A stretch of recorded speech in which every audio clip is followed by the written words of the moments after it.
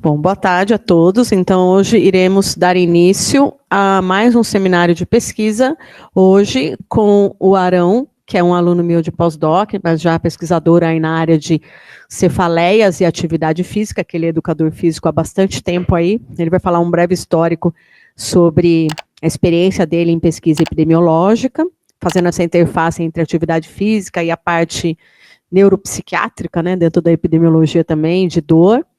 E então convido o Arão agora a dar início à sua apresentação. Bem-vindo, Arão. Obrigado, professora Alessandra, é um prazer e uma honra estar aqui com vocês, quem está online também, muito obrigado pela presença.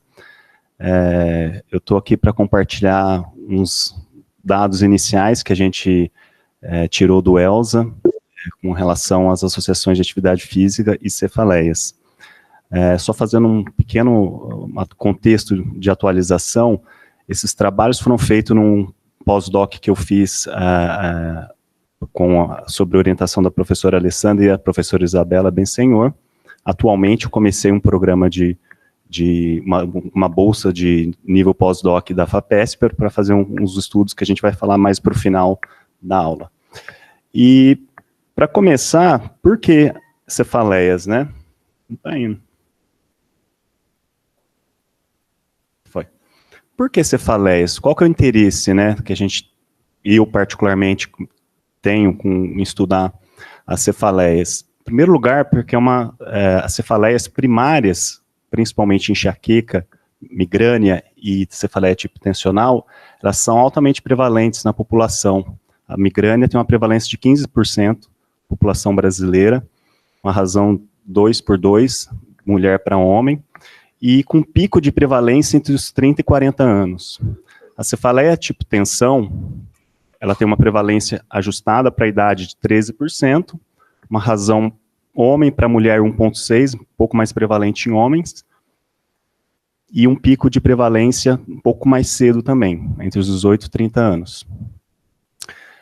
O Global Burden of Disease, que determina o impacto das doenças, no ponto de vista, tem vários critérios de impacto, né? Aqui no caso, anos de vida perdido por doença, as cefaleias acometem, principalmente a cefaleia tensional e a migrânia, acometem 3,1 bilhões de pessoas no mundo, migrânia 1,1 e a cefaleia tipo tensão 2 bilhões de pessoas no mundo. As cefaleias é a segunda causa de incapacidade no mundo, entre todas as doenças, na faixa etária dos 15 aos 50 anos, em termos de dias perdidos, de anos perdidos por incapacidade. E quando a gente vai para o nível 4 de capacidade, a migrânia sustenta esse segundo lugar, e isso vem se mantendo há 30 anos, em todas as avaliações do Global Burden of Disease, do GBD. Né? E atividade física? A atividade física, ou inatividade física, é considerado um dos principais fatores de risco para incapacidade por doenças, tá? Aqui em termos de anos ajustados por incapacidade, ela é o 9º fator, fator comportamental associado com incapacidade, e entre todos os fatores, ela é o 25º fator de incapacidade, entre todos os fatores relacionados à incapacidade global, agregando todas as incapacidades por qualquer doença. Um dado bem recente, publicado na Lancet. E essa posição de 25º também vem crescendo desde 1990, que era o 29º. Ou seja, também um fator importante de incapacidade no mundo. E juntando todo esse contexto, quando eu entrei no ELSA, a primeira ideia era, o que é recomendado de fazer de atividade física pelos órgãos internacionais de saúde, no caso a OMS, e como que os níveis de recomendações se associam com as cefaleias. Então, a gente publicou na Cefalalgia a primeira análise em relação à inatividade física e cefaleias. A gente fez uma análise transversal, dos 15.105 adultos, depois com filtragem, esse número caiu para 14 mil, não lembro exatamente, precisamente, mais de 14 mil pessoas, e a gente comparou em relação com as pessoas que atendem a recomendação da Organização Mundial da Saúde, qual a associação de quem não fazia atividade física ou fazia insuficientemente, né? Abaixo do ponto de corte da OMS de 150 minutos por semana. Nessa amostra, os participantes com cefaleias foram mais jovens, tiveram um maior status socioeconômico, mas as pessoas com enxaqueca, ou provável enxaqueca, tiveram um menor perfil cardiovascular, maior proporção eram mais inativos, né? E as pessoas com cefaleia tipo tensão tinham uma tendência a fazer mais atividade física no transporte, que é um outro domínio de atividade física que a gente analisou. A gente analisou 2 domínios, o domínio no lazer, atividade física no lazer, e atividade física no transporte. E aí a gente verificou que houve uma associação em comparação com as pessoas que tinham uma associação positiva, um odds de 1.3 em ter migrânia e 1.3 provável migrânia nas pessoas que eram inativas em comparação com quem atendia as recomendações da Organização Mundial da Saúde. Isso nos modelos ajustados por fatores sociodemográficos, comorbidades psiquiátricas e risco cardiovascular, comorbidades metabólicas, cardiometabólicas. Em homens, foi significante apenas nas pessoas com provável migrânia, né, tanto o ser fisicamente inativo quanto ser um pouco ativo, né, abaixo do cutoff de 150 minutos, e nas mulheres reproduziu os dados gerais, né, tanto provável quanto migrânia, teve maior associação com as inativas. E em relação à intensidade, a gente fez uma análise separada, intensidade moderada, né, e no domínio da atividade física no lazer, e a gente verificou também que houve um aumento das chances de ter migrânia ou provável migrânia, quem era fisicamente inativo no domínio vigoroso, tá? Quem não fazia atividade física no domínio vigoroso. E quando a gente analisou a frequência de ataque, a gente também viu que quanto maior a frequência de ataque, mais chance tinha de ser inativo. E no caso de uma submáxima ali, a categoria quase diária, mais de uma vez por semana, também ser pouco ativo também teve uma associação positiva. Em relação ao domínio da atividade física no transporte ou deslocamento, a gente verificou que em cefaleias que eram não consideradas nem migrânia nem intencional, teve um aumento, mas esse aumento não foi significativo. E em relação aos homens, a gente verificou que houve um aumento nas chances de ter provável cefaleia tipo tensão, nas pessoas que faziam provável tipo tensão, os homens tinham mais chance de fazer, de ter provável tipo de tensão quem era inativo ou pouco ativo, né? E nas mulheres, a gente viu um efeito inverso, em que a atividade física, ser inativo no transporte, diminuía a chance de ter migrânia. Aqui a gente interpretou no artigo que provavelmente isso aqui, se tratou de um dado de causalidade reversa, porque possivelmente ser inativo, as pessoas que tinham migrânia, elas não tinham mais capacidade ou mais predisposição a fazer a atividade física no transporte, né? E em relação à frequência, a gente verificou que na atividade física no transporte, aumentava quem era inativo, ou na verdade, significativamente, só quem era pouco ativo teve mais chance de ter cefaleia diariamente.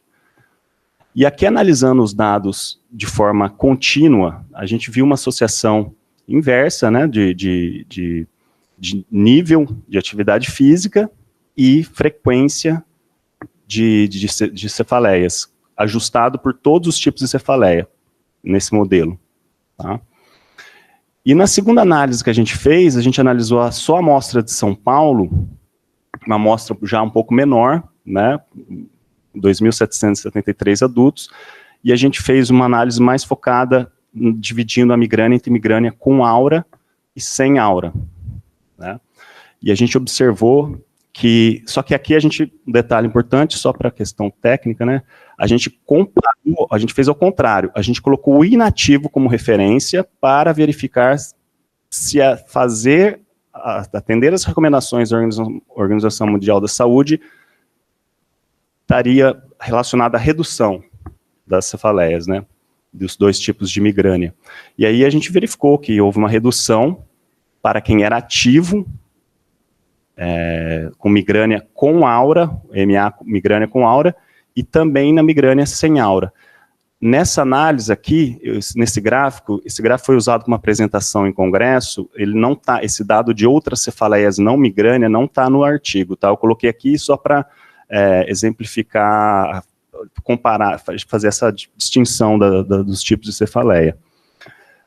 E a gente verificou que isso aconteceu em mulher, só que em mulher houve uma distinção em relação à intensidade, né, e tipo de cefaleia. Então, quem atendia as recomendações de atividade física no lazer moderada, tinha redução da enxaqueca com aura, mas não significativa em relação à intensidade vigorosa. E nas mulheres com enxaqueca sem aura, a atividade física vigorosa teve mais associação inversa, significativa em relação a outra intensidade, né, a intensidade moderada. E essas associações não foram significativas em cefaleias não migrânia. Em homens, a gente verificou que a intensidade vigorosa era única que tinha associação significativa inversa, e no domínio de atividade física no deslocamento não teve nenhuma associação entre nenhum tipo de cefaleia e nenhum tipo de intensidade nessa amostra. E outro dado interessante foi que, atender as recomendações da Organização Mundial da Saúde, teve uma associação inversa, uma redução de 72% nas chances da pessoa ter cefaleia, aqui ajustado por todos os tipos de cefaleia, dela ter cefaleia diária. Então, com esses estudos, é importante saber que, como se trata de estudos transversais, a gente não sabe o que acontece primeiro, né? Se essa associação inversa é porque a pessoa não faz atividade física porque tem cefaleia, né? Ou se realmente fazer atividade física tem um efeito protetor, como é a hipótese foi a nossa hipótese, né? Mas a gente precisa de dados prospectivos para mostrar isso. Então, com os dados desses dois estudos, a gente chegou à conclusão de que cumprir a recomendação para atividade física no lazer tem uma associação de menor ocorrência, com distinção de intensidade entre a migrânia com aura e sem aura, e em relação a sexo também, uma possível proteção em relação à cronificação. As associações com a atividade física nos deslocamentos são menos evidentes, menos óbvias, né? E também para cefaleia tipo tensão.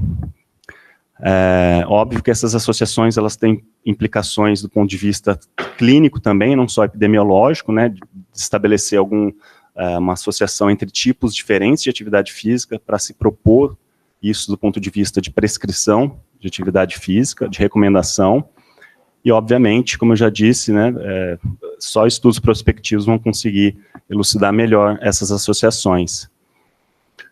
No ELSA, a gente tem dados publicados em relação a estresse no trabalho. O estresse é um dos principais fatores desencadeadores de cefaleias, e principalmente migrânia, isso muito bem documentado, inclusive no ELSA.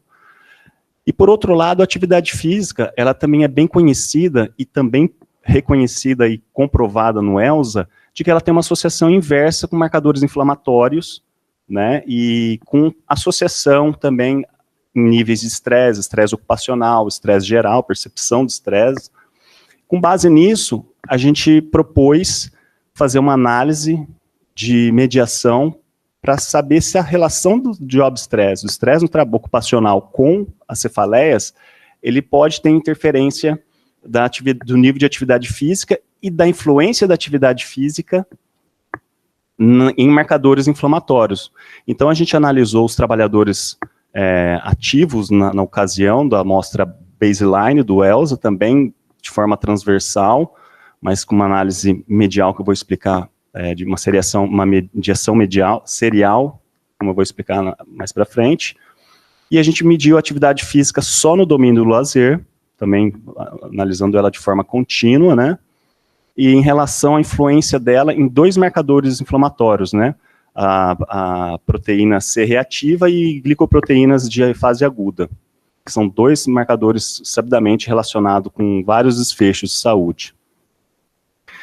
E o modelo é basicamente esse, a gente verifica se o estresse tem associação com as cefaleias, se o estresse tem associação com o nível de atividade física, se o estresse tem associação direta com os marcadores inflamatórios, se a influência do marcador inflamatório modifica a associação do estresse com as cefaleias. Tá? Então, são vários modelos de associação num modelo maior, né? Esse é o conceito da análise de mediação serial. Você considera a influência de todos os mediadores na relação da variável de exposição na de resposta.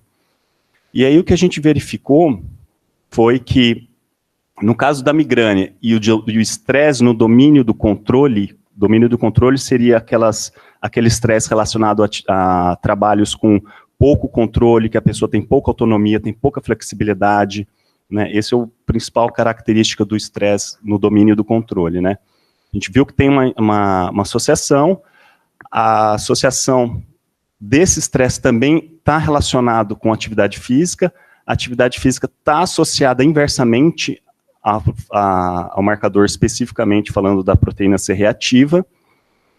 E mais importante o dado que a gente encontrou foi de que a associação do estresse com a migrânia, ela tem a influência da atividade física, inversa. Se eu faço mais atividade física, eu tenho menos associação do estresse com a migrânia, sugerindo, como é um dado transversal, sugerindo que a atividade física pode ajudar como um tampão, como um buffer da relação do estresse com a migrânia. E a gente verificou isso também em relação à glicoproteína, só uma outra observação. Só que a gente não observou a influência da proteína C reativa nessa relação. Esse efeito protetor da atividade física, esse possível efeito protetor da atividade física, ele pode ocorrer por outros fatores que não necessariamente proteína C reativa dependentes. Mesma coisa também com as glicoproteínas. A gente observou essa mesma relação, essa mesma mediação da atividade física em relação ao estresse, no trabalho, mas não passando pelas glicoproteínas, sugerindo, novamente, outros mediadores possíveis nessa relação. E no controle, e a gente observou também essa mesma relação, só que no domínio de demanda, que demanda relacionado a trabalhos com tanta demanda psicológica como demanda física mesmo, também teve esse efeito mediador positivo, né, protegendo, supostamente. E em relação à cefaleia tipo tensional, a gente viu dados mais interessantes também, e únicos. A gente verificou que a associação do estresse com a cefaleia tipo tensão, embora não tenha sido significativo, ele foi mediado pelo nível de atividade física, o nível de atividade física mediou os níveis de glicoproteína e as glicoproteínas tiveram uma associação com ter a cefaleia tipo tensão. A interpretação mais plausível desse modelo complexo, no caso da característica dessa amostra, essa amostra das pessoas com cefaleia tipo tensão, elas tinham trabalhos com mais controle. Ao contrário, elas tinham uma característica de trabalho mais favorável, aqui de ter mais controle, mas ter mais controle também pode ter um efeito dual de estresse, no sentido de eu tenho mais controle, mas eu também, são pessoas geralmente com trabalhos que têm um nível de perfeccionismo maior, tem mais flexibilidade, mas tem uma autocobrança maior, então não necessariamente significa que tem menos estresse, né? Mas o que é importante é que, por ter mais controle no trabalho, essas pessoas conseguiam fazer mais atividade física, a atividade física diminuía a glicoproteína tinha uma, entre aspas, proteção contra a cefaleia tipo tensão, tá? E mesma coisa no domínio de demanda, tá? Então, assim, pondo aqui, inclusive, os highlights do artigo, né, as conclusões, é que tanto o estresse no trabalho como a atividade física tem uma associação com migrânia tipo tensão. A atividade física, ela tem uma interferência inversa em relação aos marcadores inflamatórios, e só a atividade física, mas não esses marcadores inflamatórios, tiveram uma mediação na relação do estresse do trabalho e enxaqueca e a migrânia, e a relação da atividade física com a glicoproteína, as glicoproteínas de fase aguda, mediaram essa relação do job stress com a cefaleia tipo tensão. E os dados mais recentes que eu apresentei semana passada no Congresso Brasileiro de Cefaleia, foi a análise do Life Essential 8, que são 8 fatores de saúde e 8 fatores comportamentais e de saúde na ocorrência de migrânia, né? Falando brevemente, a gente fez uma análise também, nessa vez a gente fez uma análise prospectiva, tá? Acompanhando a onda baseline, comparando com a onda, uma interonda, né? Uma onda que foi feita entre a onda 1 e a onda 2 em 2013 e 2014, na amostra de São Paulo. A gente reuniu nessa amostra 4.293 adultos, e comparamos o nível de aderência aos 8 fatores do American Heart, de saúde, categorizados como baixo, moderado e alta aderência, né? Vou explicar agora, então, rapidamente. O Life Essential 8 ele é composto por 4 fatores comportamentais: a dieta, com base na dieta mediterrânea, atividade física, no lazer, medido pelo IPAC também, sono, e exposição à nicotina, que aí pode ser tanto fumante passivo como ativo. E aí, 4 fatores de saúde, incluídos aqui o índice de massa corporal, colesterol só LDL, glicose e pressão arterial. E aí a categorização da American Heart é com base no cada score de cada variável, de cada componente, você gera um score que vai de 0 a 100, sendo a categoria alta aderência a mais recomendada, significando que quanto maior o score, mais aderente a pessoa tem, mais ela tem aderência às recomendações de cada fator do Life Essential 8. E o que a gente observou, nossa, não apareceu, ficou bem claro aqui, não apareceu o intervalo de confiança vocês estão conseguindo ver aí? Dá para ver a sombra? Ah, tá. Não, aqui tem uma sombra aqui, ó. Acho que vou ter que pôr mais escuro. Tá? Então, a gente verificou que quem atendia ao nível de recomendação do Life Essential 8, os 8 fatores, tinha uma redução, 4 anos depois, de 20% no risco de ter migrânia sem aura. Tá? 45% de redução de migrânia com aura e 63% de redução de migrânia crônica. Mas e a atividade física? Eu fiz uma análise só com o componente de atividade física do Life Essential 8 nessa análise prospectiva. E aí o 80 ou mais do recomendado são os 150 minutos de atividade física por semana. E aí a gente verificou que na enxaqueca sem aura, quem atendia a recomendação da OMS, quem tinha o score 80 ou mais, tinha uma redução de 16%, enxaqueca com aura, 31%, enxaqueca crônica, 41%. Então, quanto mais complexo e incapacitante o tipo de migrânia, mais benefício tinha você aderir à recomendação do Life Essential 8, que é a recomendação da Organização Mundial da Saúde. E falando um pouco agora dos projetos futuros, que agora a doutora Alessandra está me supervisionando com dados muito interessantes do ELSA, do grupo de saúde do cérebro. A gente está finalizando a onda 2 de cefaleia, e a gente vai comparar o efeito da migrânia lá no baseline, após cerca de 12 anos depois, atualmente, em vários marcadores estruturais, e também outros desfechos que a gente está com intenção de trabalhar, mas principalmente aqui os marcadores de imagem estrutural aqui de hiperintensidade de substância branca, infarto lacunar, hipotálamo. Hipotálamo é uma região que está sendo muito visada hoje na migrânia, é hoje considerado o gerador da migrânia. Análises feitas com a pessoa tendo uma crise, o grupo da Alemanha estudando um paciente por 30 dias, independentemente de ele ter crise ou não, todo dia ele fazia uma neuroimagem, durante 30 dias. E aí, quando ele começou a ter a crise, foi observado que o hipocampo foi o primeiro lugar, aqui uma análise funcional, né? Aqui a gente vai fazer uma análise estrutural só, a princípio. Mas o hipocampo foi a primeira região ativada 2 dias antes da crise, que é condizente também, foi condizente com sintomas pródromos da migrânia.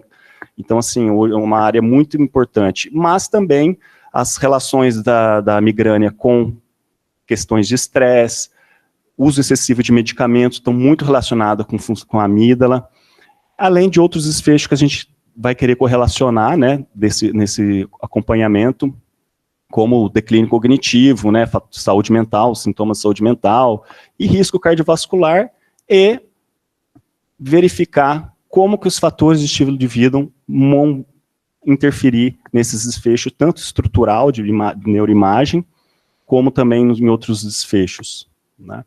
Bom, era isso que eu tinha para falar. Muito obrigado. Fico aí à disposição para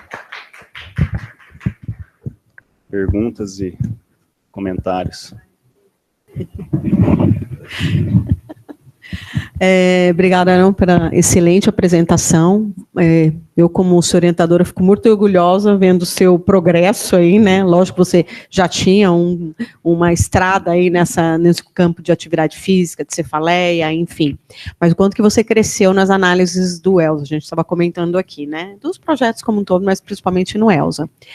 E aí, só uma observação, a gente vai fazer funcional também, tá? A análise funcional já está pronta, ótimo. Tá? Uma surpresa para você. Que ótimo. Maravilha. Então, é só para... realmente, o Arão tem razão, é o hipotálamo acho que está mais relacionado até com a cognição, e é o hipocampo com a enxaqueca, né? É que você falou... Eu não pus hipocampo, né? Você pôs. Pôs, né? Pôs. O hipotálamo, ele é... Só para ficar claro para a plateia, porque uma hora você falou hipotálamo, mas depois você migrou para o hipocampo.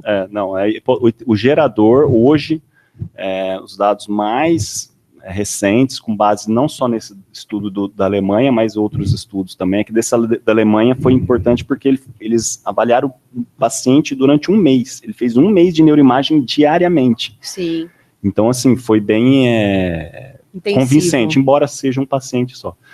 Mas, obviamente, que isso precisa ser replicado em amostras maiores, mas, de qualquer forma, é o que está tendo, assim, que está fazendo barulho na literatura de neuroimagem e migrânia. Hoje publicaram super bem esses estudos, o grupo do Dr. Armey, de Hamburgo, do Hospital Eppendorf, e eles, então, assim, o gerador é hipotálamo. Faz sentido, porque quando você analisa a complexidade de sintomas pródromos da migrânia, inclusive relacionado à compulsão alimentar, a questão do sono, faz todo sentido no hipotálamo a caixa preta, né?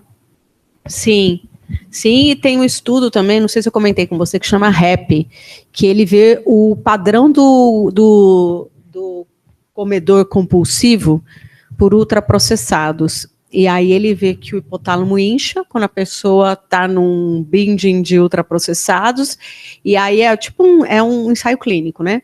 E aí depois eles mudam a dieta da pessoa para minimamente processado e capta a imagem de novo do hipotálamo. O hipotálamo dá uma desinchada. Então, está publicado já, é uma coisa que a gente quer trabalhar no ELSA em relação a lifestyle e tudo mais, por isso que a gente colocou os hábitos de vida e os fatores de saúde. Mas assim, mesmo a pessoa tendo os fatores de saúde, se controlados é excelente, não precisa, por exemplo, um IMC que a gente apresentou aqui abaixo de 30, mas pelo menos controlado, e fatores de vida, né, de dieta, estilo de vida, sono, que a gente nem falou tanto, no mínimo 8 horas, é super importante quem conseguir, né, obviamente, a gente sabe que não é fácil também, o quanto que influencia. E o interessante das pesquisas com o cérebro, né, as pesquisas estruturais e funcionais, é que o cérebro, ele tem essa plasticidade, ele muda, né? Pode falar, Lê. Então, acho que seria interessante, se pudesse, né, a pessoa pudesse ver o que acontece com o corpo dela, quando ela está se alimentando errado, quando ela está fumando, né, eu acho que mudaria tanto a atitude da pessoa.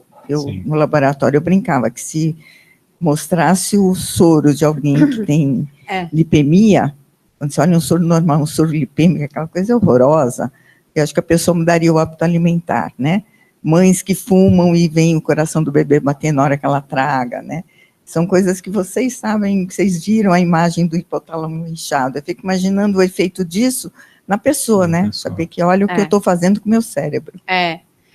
Então, exatamente. Então, já é legal a gente olhar isso de uma maneira das várias exposições no ELSA, no caso, o Arão vai trabalhar especificamente com a cefaleia, não desconsiderando os hábitos de vida e vendo se as pessoas que mantiveram esses hábitos de vida, elas cronificam e se essa cronificação tem lesão permanente ou não. Mas o ou não, a gente teria que repetir aí a ressonância, e eu acho que é uma perspectiva para o ELSA a gente repetir a ressonância nessas pessoas e assim, a rigor, tentar fazer pelo menos aí um observacional que depois a gente consiga transferir como aqueles dados, né, do real world, que o pessoal fala, porque tem algumas análises que transformam os dados observacionais agora como se fossem ensaios clínicos, porque às vezes a gente não consegue emplacar e demonstrar esses efeitos de mudança no corpo para o bom ou para o mau sentido, vamos dizer, mas a gente está falando para o bom no caso, né, de melhorar as estruturas, porque o que a gente é criticado é que, tipo, mas você não fez a rigor um ensaio clínico.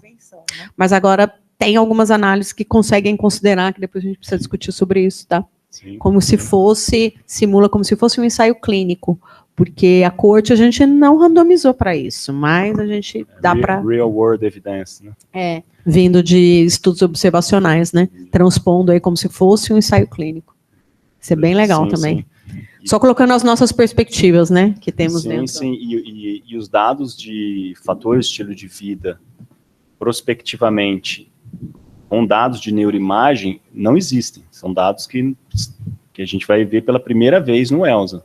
Não tem literatura de neuroimagem, tem muito estudo de neuroimagem com migrânia, principalmente, mas não com associação de estilo de vida e como isso pode, eu pus até ali no modelinho, que de repente a gente pode até replicar aquele modelinho de mediação serial do Life, como se a pessoa aderir ao Life Essential Weight, modifica uma associação que de repente pode aparecer ali, principalmente que vai ser, provavelmente a gente vai reproduzir, que é bem reproduzível, superintensidade, hiperintensidade de substância branca. Uhum. Então, e a pessoa que fumou menos, que fez mais atividade física, ela modificou isso, ela preservou isso. Isso é uma coisa interessante de se analisar e de alto impacto, assim, científico e epidemiológico, né? Querem perguntar alguma coisa mais? Fazer algum comentário, Li? Quer? Não? Tá pensando, né? Bom, temos aqui um comentário para você, Arão, aqui, ó. Sendo a cefaleia um problema multicausal, imagino que o controle das variáveis de confusão, né, acredito, foi um dos principais retos dessa investigação. Dieta, estressores, tabagismo, outros, etc. Obrigado. Eu acho que ele quer saber sobre os fatores de confusão, porque você falou muito das... Sim, foi, inclusive, teve um revisor que elogiou isso, porque realmente foi talvez, mesmo o Hunt, que é o estudo da Noruega, que é um estudo muito bem conduzido também, e tem dado prospectivo, eles não controlaram com tantas variáveis como a gente controlou. Sim. E principalmente que tem um efeito muito importante, eu não coloquei aqui, é um outro estudo, não é do tema da atividade física, mas a gente viu que tem uma associação com sintomas de saúde mental e o diagnóstico propriamente dito de depressão, ansiedade, que geralmente os estudos não controlam, esses estudos epidemiológicos, né, e a gente controlou, então todas essas associações com a atividade física, elas foram controladas por esses fatores, que é muito importante, o fator de saúde mental, né, de sintomas de ansiedade, depressão, que vão interferir diretamente no nível de atividade física. Então, assim, realmente é um ponto, eu acredito que foi um elogio, pelo que eu entendi, acredito que realmente foi um ponto forte do estudo mesmo. Obrigado pelo comentário.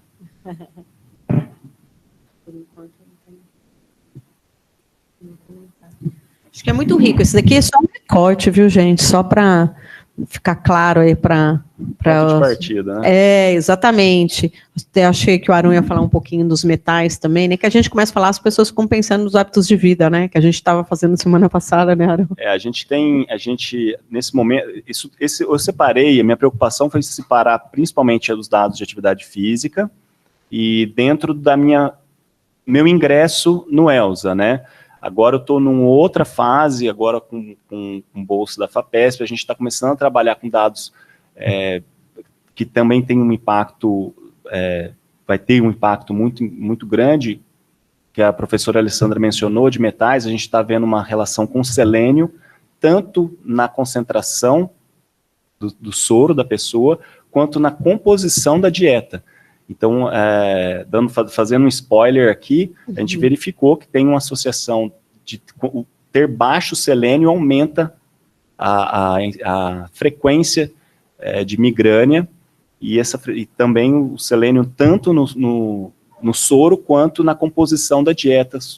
Uma dieta pobre em alimentos ricos em selênio, por exemplo, né, que são castanhas, principalmente, essa categoria de alimentos. Reduz, né? Reduz, o selênio protege contra... Você falou o contrário, só porque senão o pessoal fica preocupado. Pouco selênio, ter pouco selênio aumenta. Terminar. E vice-versa, ter selênio alto diminui a frequência de migrânia. Isso, só para ficar claro. E ao contrário, alguns metais pesados, até a gente fez associação com café também, alguns metais pesados que aumentam também, sim, tanto a presença, né, aumenta e a frequência também da enxaqueca, né, Arão? A gente mostrei nessa semana passada também no Congresso Brasileiro o cádmio, que é um metal que tem uma concentração alta em café instantâneo. Especificamente no café instantâneo, a gente não mediu café, a gente vai atrás dessa variável, mas no café instantâneo, já tem documentado isso, é um metal que tem uma meia-vida de 30 anos, ele acumula no corpo, e foi o único metal que teve associado com os dois tipos de migrânia, com e sem aura, e uma associação positiva. Quanto mais cádmio, mais frequência, mais incidência, né, de prevalência de migrânia nessa amostra de São Paulo. Que foi esse que a gente dosou os metais. Então, assim, como ele falou, né, só um spoiler aí de algumas associações que a gente vem investigando, hábitos de vida, né, não só atividade física, né, Arão, mas relacionado com a dieta, agora que veio com o advento aí do metaloma, né, para a gente ver essa associação, e depois a gente pretende ver se essas concentrações, elas estão refletindo alguma coisa no cérebro também. Exatamente. Né? Depois comprovar isso com neuroimagem. Dá para correlacionar com a neuroimagem, inclusive o ferro. O ferro baixo aumentou a chance a gente verificou uma observação do ferro baixo aumentando a chance de migrânia sem aura, e isso e na literatura o acúmulo de ferro no cérebro está associado à migrânia também. Então você tem o cérebro possivelmente do enxaquecoso, ele rouba o ferro sistêmico, e não se sabe por quê, mas pode interferir na excitabilidade neuronal. Né? Enfim. São muitos processos aí, né? Muitas coisas acontecendo. Com certeza. Bom, acho que a gente não tem mais... Tá pedindo? Sim. Levantou a mão, verdade. Pode falar, professor Itamar. Ih, perdeu a conexão. Oi? Aí, pronto. Ale, Arão, vocês estão me ouvindo? Sim, sim. Ué, por que minha câmera tá fechada? Mas... Bom, era para estar com a câmera aberta, mas tudo bem. Arão, Ale, parabéns pela apresentação, muito bom, Arão. Deixa eu perguntar uma coisa para vocês. A gente agora, os participantes, lógico, estão com uma idade maior, que é uma idade que geralmente a gente não vê mais enxaqueca, né? Ou que ela fica mais rara. Por outro lado, a gente começa a trabalhar com uma amostra que eu acho que é muito interessante de estudar, que são aqueles que persistiram com enxaqueca mesmo depois, as mulheres pós-menopausa, né? Eu acho que, em especial, que a gente vai ter neuroimagem dessas pessoas, eu acho que dá para a gente explorar bastante coisa. Vocês têm ideia quantos no ELSA têm enxaqueca persistente, principalmente mulheres pós-menopausa? A gente fez, em alguma das avaliações, novamente a pesquisa dos sintomas, ali, ou vocês estão fazendo agora no ELSA Cérebro? A Lei Arão, né? Desculpa. Isso, o Arão que está terminando aí de conduzir. A gente começou no final da pandemia, precisamos terminar até. A gente está com 3.000, quantos questionários? São quase Paulo, 3.780, alguma coisa. Isso, então agora a gente vai começar a fazer essa análise, porque a gente sabe que principalmente em mulheres, né, na maioria melhora a enxaqueca, né, principalmente pós-menopausa aí, mas cerca de 20% tende a piorar os sintomas. Então, é justamente isso que a gente vai ver em conjunto com a neuroimagem. Então, a gente está terminando aí para fechar os números, para ficar um dado mais completo, e logo a gente vai ver com esses números, sim. Estamos estudando, não só em relação à enxaqueca, né? Cefaleias no geral, né? Uma percepção pessoal, com base nas pessoas que eu entrevistei, que eu estou entrevistando, pela característica, né, atendendo os critérios da migrânia, eu estimo que vai ficar em torno de 10% também. Por aí? Não, porque você tem pessoas lá atrás que iniciaram com os 34 anos mínimos, né? Mas essas pessoas, elas estão hoje no pico da prevalência da migrânia. O pico da prevalência da migrânia é entre os 30 e 40. Então,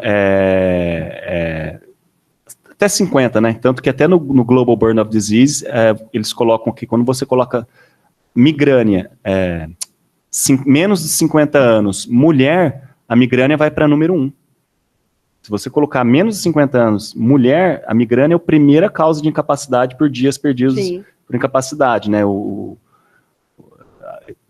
Por esse tipo de... Então, assim, eu acho que até 50 anos, a gente tem uma prevalência hoje, nessa amostra atual, que eu estou entrevistando, em torno de 10%. Eu acho que a gente vai manter isso. Obviamente, se a gente pegar, a gente vai poder fazer uma análise de quem tinha tanto no baseline, na Interwave, naquela onda intermediária ali de 2014. Que é só enxaqueca, né? É só enxaqueca, mas vamos olhando só enxaqueca.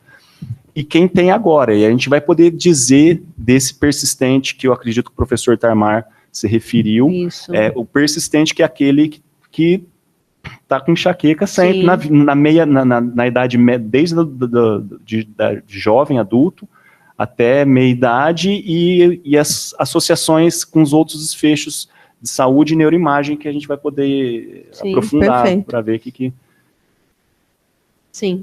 impacta, né? Tá ótimo, Arão. Certo, professor Itamar? Acho que ele já fechou aqui o áudio dele. Sim, certo. Respondido. Bom, Arão, você gostaria de fazer mais algum comentário? Gostaria de agradecer muito a oportunidade de trabalhar no ELSA, que realmente tem aberto muitas oportunidades para mim e também tem permitido avançar.